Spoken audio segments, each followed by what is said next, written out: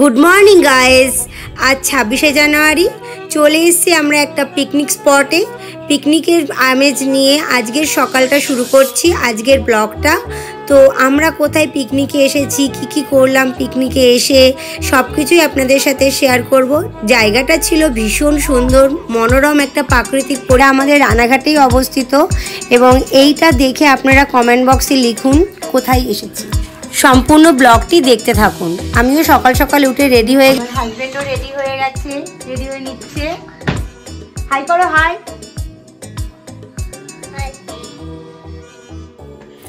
জায়গাটা আমাদের প্রায় বাড়ির কাছেই, তাই জন্য আমরা বাইক নিয়ে বেরিয়ে পড়েছি তিনজন। আস্তে আস্তে আমরা সেই পিকনিক স্পটে এসে পৌঁছে গেছি।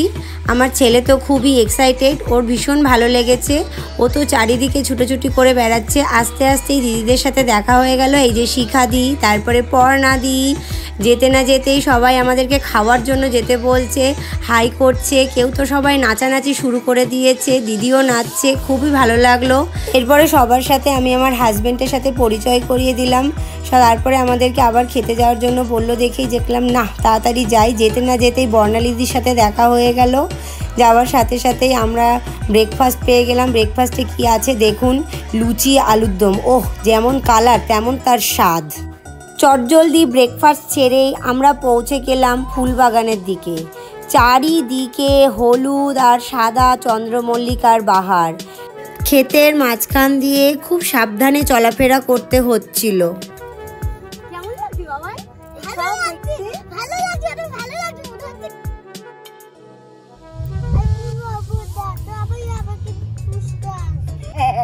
বলে আমি ফুল হব না, সবাই কি করবে তোমাকে, সবাই এই বুবাজে আমাকে চুষবে তাই।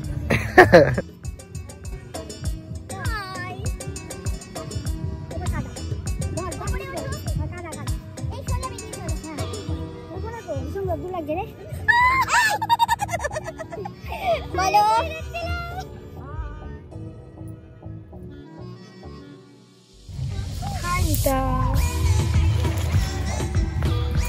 এইখানে তিনজন মহিলা খদ্রা থেকে ফুলবাগান দেখতে এসেছিল। এদের মধ্যে একজন বয়স্ক মহিলা অসুস্থ হয়ে যায়। আমার বর তাকে জলে ঝাপটা টাপটা দিয়ে আবার একটা ছাওয়া জায়গায় বসিয়ে সুস্থ করে তুললো। রোদ্দুরে তাপ লাগছে তো, মাথায় ওই চাদরটা মানে সোয়েটারটা আছে ওটা দিয়ে দেন।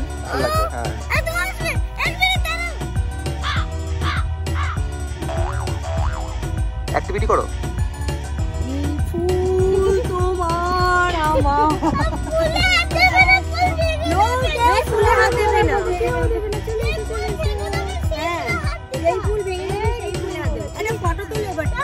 ওখানে 40 টাকা করে ফুলের ক্রাউনগুলো বিক্রি হচ্ছিল।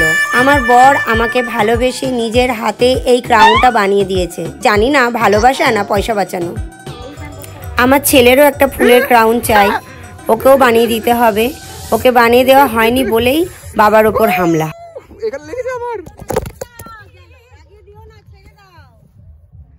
এরপরেই আমাদের পিকনিকে চলে এলো চিকেন পকোড়া আর কফি।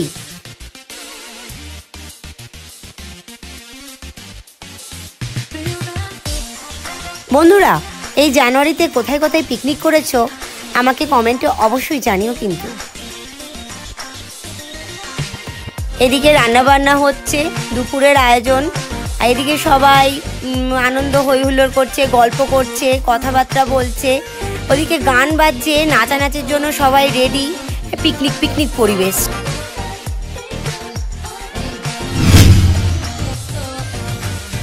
আবার এদিকে পিকনিকের মেন জিনিস শুরু হয়ে গেছে, চলুন দেখি। அடுத்த பாடல் மதுரை சின்ன பொண்ணு.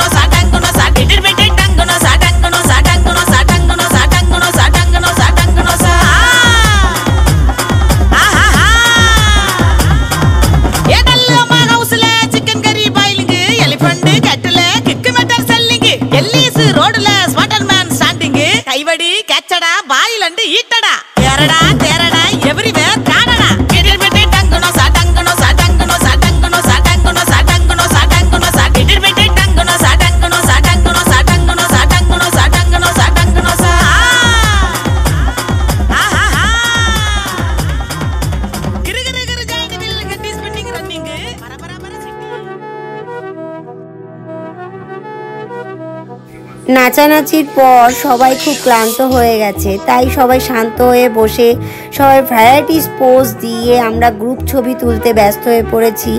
এর মাঝেই কখন যে দুপুর হয়ে গেল বুঝতেই পারলাম না। সবাই তখন লাঞ্চের জন্য বসে পড়েছে। দেখুন আমরাও বসে পড়েছি। এরপরে আমাদের মেনুতে ছিল সাদা ভাত, ডাল, আলুর চিপস, মাছের কালিয়া, কাতলা মাছের কালিয়া, খাসির মাংস, চাটনি, পাঁপড়, মিষ্টি আর জোয়ান।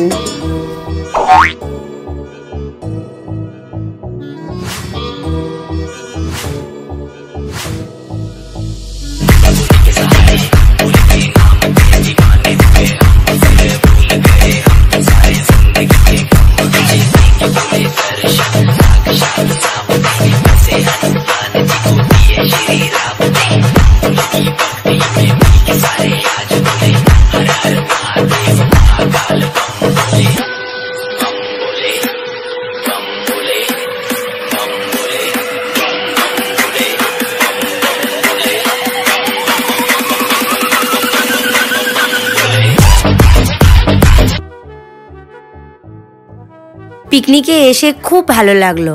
এখানকার পরিবেশও খুব দারুণ।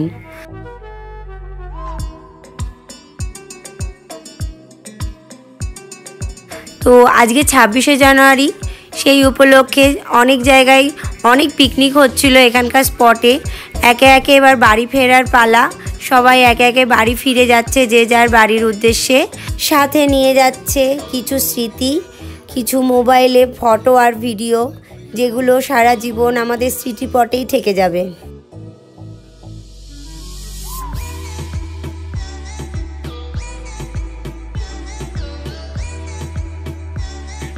আমরাও বেরোবো ভাবছি, কারণ দিনের আলো আস্তে আস্তে নিভে আসছে। দেখুন আমরাও রেডি হয়ে নিচ্ছি বাড়ির দিকে যাওয়ার জন্য। পিকনিকের এই ব্লগটি তোমাদের সামনে আমি তুলে ধরলাম। কেমন লাগলো আমাকে কমেন্টে অবশ্যই জানিও। বাদবাকি অংশটা আমার ছেলে বাড়ি গিয়ে জানাবে।